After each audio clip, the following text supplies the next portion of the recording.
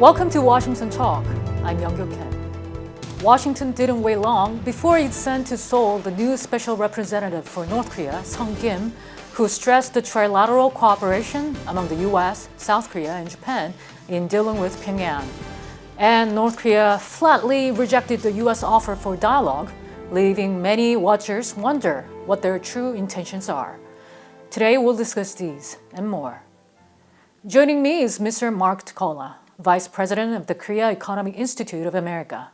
Mr. Tokola had served as Deputy Chief of Mission at the U.S. Embassy in Seoul.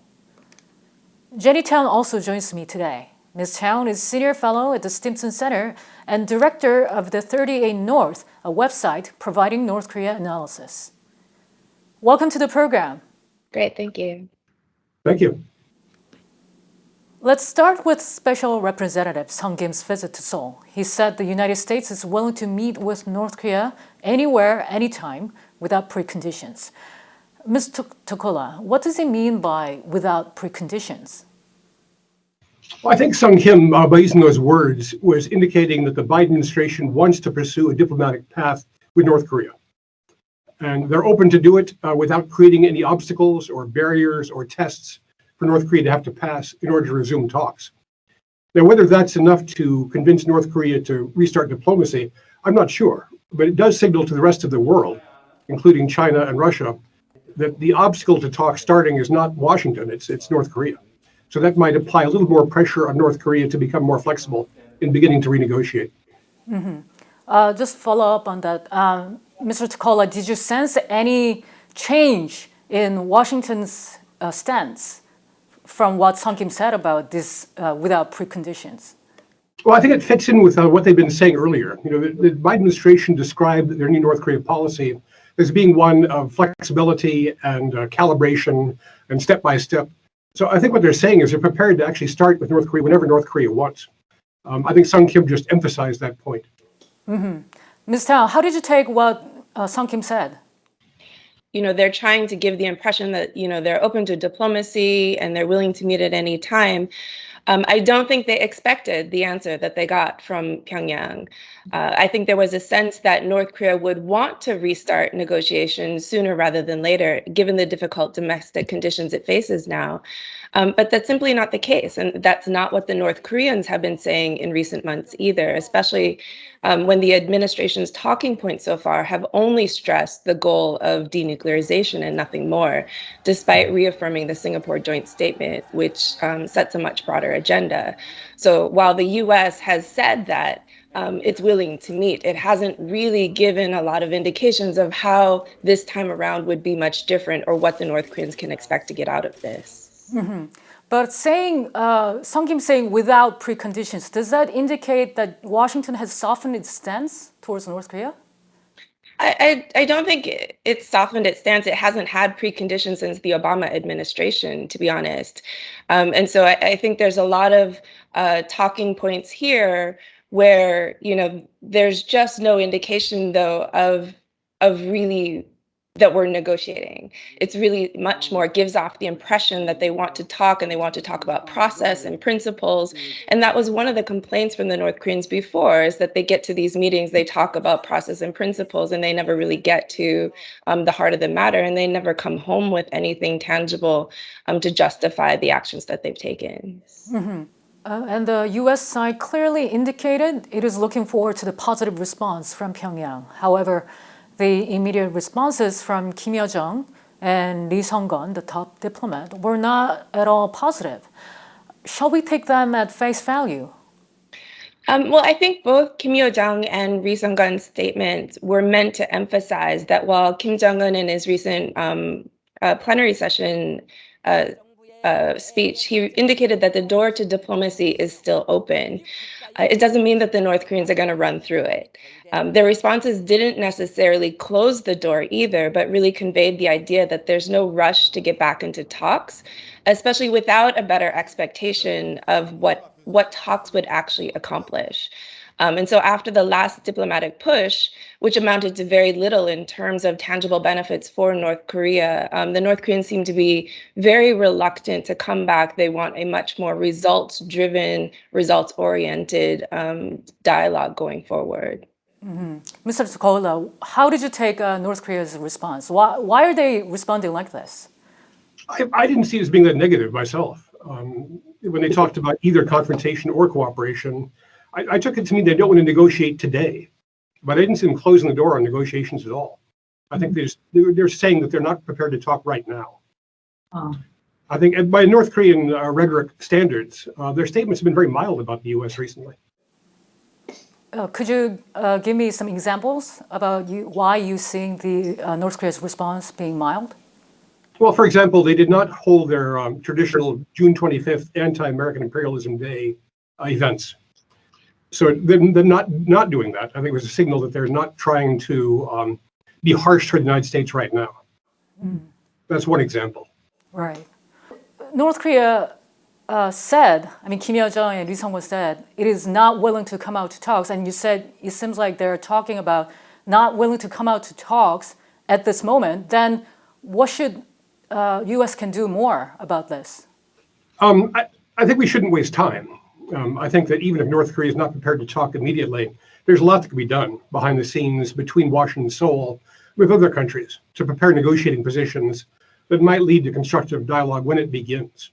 So talking about things beyond denuclearization, talking about bringing in other countries perhaps to help North Korea, talking about the agenda and the timing and the carrots. What might the U.S. offer in terms of sanctions relief? Which sanctions could be offered first, on what terms? There's a lot of preparation that could be done usefully. In order to bring North Korea to the talks, do you think U.S. might lift some of the sanctions first? I can't see the sanctions being lifted first because there's no special reason to. The reason negotiations work is because both sides want something, and then you trade. In Hanoi and Singapore, it's quite clear that North Korea wants a lifting of sanctions. So that's a negotiating piece of leverage. Sanctions should not be for the purpose of punishing or forcing. They should be negotiating leverage. So I think negotiating them away in advance by lifting sanctions before the talks begin might even be counterproductive in terms of being able to have constructive talks. I'll turn to Ms. Town. Ms. Town, is there anything that U.S. can do more at this moment? The North Koreans don't seem to be ready to come to negotiations now. But the message, if you read it carefully, was very much, they're not willing to talk now when, again, they don't believe it will lead anywhere. So I think there's a lot that the U.S. could do to give the impression that there's something more tangible on the table. And, some of that is, modifying public messaging to address more than the denuclearization goal, to get back to that Singapore agenda that included a peace regime and normalizing relations.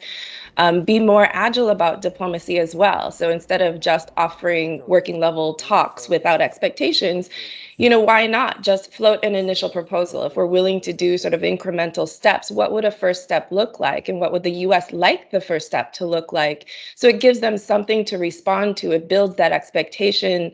It's results driven, results oriented, and can bring them to the table on very concrete terms. And I do think they can, do some things, not necessarily lift sanctions, but do things that show that the relationship can actually evolve. And, that doesn't necessarily mean big things, but right-sizing some policies, such as lifting the travel ban on U.S. citizens going to North Korea, and clearing some of the obstacles away, especially in terms of OFAC licensing, for U.S. NGOs to offer humanitarian assistance. These would be, unilateral steps that honestly should have been taken after signing the Singapore joint statement in 2018. And so again, trying to right-size that policy to show that there's some evolution here and that different outcomes are possible. Meanwhile, the Biden administration announced it is extending sanctions against North Korea for another year. Mr. Tokola, does this indicate that the U.S. will not ease sanctions in order to bring North Koreans to the table? Well, I'm not sure about the premise of the idea that if we lifted sanctions, it would bring them to the table. I'm not sure that's necessarily the case. And there's lots we can do beyond sanctions lifting. The only reason to have sanctions is to use them for leverage to negotiate. And so I think we do need to think about how to lift them, in what order, at what time. But I think one thing that Biden administration is doing differently is saying that they are not trying to hold up complete verifiable nuclearization as being a first step before there's negotiation. President Biden, in his joint press conference with Moon Jae-in, I thought interestingly, said that our ultimate goal is denuclearization, which to me sounds like he's thinking of it as being at the end of the road rather than the beginning. The gradual, step-by-step, calibrated means the Biden people, I think, are prepared to talk to North Korea about step-by-step measures. Also, what South Korea has advocated. Ms. Tao, how did you read this, the U.S. government maintaining sanctions while calling for dialogues with North Korea? Yeah, there doesn't seem to be much appetite or any appetite really to do any unilateral moves ahead of negotiations. And I think there is an expectation from North Korea that the US should do something unilaterally, much like what North Korea did back in 2018 ahead of the Singapore summit. The problem with renewing this status is, in terms of how the North Koreans will perceive this, is the North Koreans have not been testing. They have not had the aggressive behavior that they did when this was first established. And so they'll look at it as an unreciprocal action. So something that the US is taken that just proves the hostile policy. So I think there's a lot to be said about the administration having some talking points that talk about a more calibrated, practical approach and having better expectations about pacing, more realistic expectations about pacing of negotiations themselves. But unfortunately, I think all the talking points and all the optics really point to a pretty standard U.S. approach to North Korea that's very similar to past administrations of, sanctions and pressure and sanctions and pressure. And during Sung Kim's visit to Seoul, the South Korean government said the U.S. and South Korea agreed to consider the conclusion of the working group forum. North Korea has been decrying it as a hurdle to inter-Korean relations. However, the State Department said it is most certainly not ending, rather far from it. Ms. Tao, why the difference here? Well, I don't think the working group came at a time when US and South Korea were not talking to each other enough. Where South Korea was way far out in advance, and the US was usually like reading about it in the news and trying to catch up. And so I think, the establishment of the working group originally was to try and bring some of that coordination back together. And unfortunately, it got the optic of South Korea asking permission from the US for moves on North Korea. And that, I think, is really how the North Koreans perceived it. I think that's a lot how a lot of South Koreans perceived it as well. And so when South Korea wasn't able to move forward on certain things, it really gave this impression that the US was holding them back. So I think, it's not necessarily a bad thing for the mechanism as it was to disband if there is real cooperation, going forward, which we have seen at very different levels and very heightened levels than what we've seen during the past administration. The question now, though, is without that mechanism, how long would this cooperation last, especially if there isn't movement on the US DPRK front that would create avenues for inter-Korean cooperation to move forward? Mm-hmm. Mr. Tokola, did the working group actually block the talks with North Korea, as they claim? I don't think so. I think the essential point is that Washington and Seoul communicate every day. And one of the things they talk about most is cooperation with North Korea. So you don't need a working group to have that conversation going on. It went on before the working group, it went on after the working group. I think the reason that they announced the working group, as Jenny said, was to reassure the publics that there was cooperation going on, which was happening behind the scenes. But it backfired in terms of, I think, giving the impression that the U.S. was vetoing some South Korean gestures. I think so. It didn't achieve its purpose. But the idea that you don't need a working group to talk, and I think we will talk, and that cooperation will go forward. North Korea will light on any excuse to obstruct progress when they decide they are not going to have progress. So I don't think North Korea's complaints about the working group are any more valid than their complaints about tabletop exercises. It's just an excuse. Mm-hmm. And South Korean President Moon Jae-in, he had an interview with Time, and he reaffirmed his commitment to improving relations with North Korea. He said Kim Jong-un was honest, enthusiastic, and determined. Ms. Tao, what did you make of what he said during the interview? Well, I think it's obvious that President Moon is fully invested in reviving inter-Korean relations and remains optimistic against growing odds. I'm sure the conversations and interactions he had with Kim Jong-un at that time were positive, but it was a very different time, and it was when things still seemed possible. But the problem is they never panned out. And I think the more important question here is not what does Moon think of Kim, but what does Kim think of Moon? And does he think of him in that same light? And my sense is the answer would be no.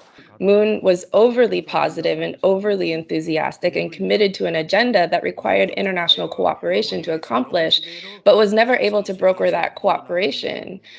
So if you're Kim, this creates a huge credibility gap for Moon that until he can deliver, Kim is not likely to want to deal with him, regardless of what he might think of him personally. Mr. Tokola, will President Moon have one more shot as a mediator between the U.S. and North Korea? I'm not fond of that word mediator or mediation.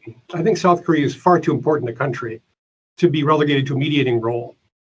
I think we need to have a good U.S.-North Korean diplomacy bilaterally. And there needs to be good inter-Korean dialogue too. They're both important. And Washington and Seoul need to coordinate on their approach toward North Korea to make sure it's most effective. But I would not relegate South Korea to a mediating role. They're too big for that.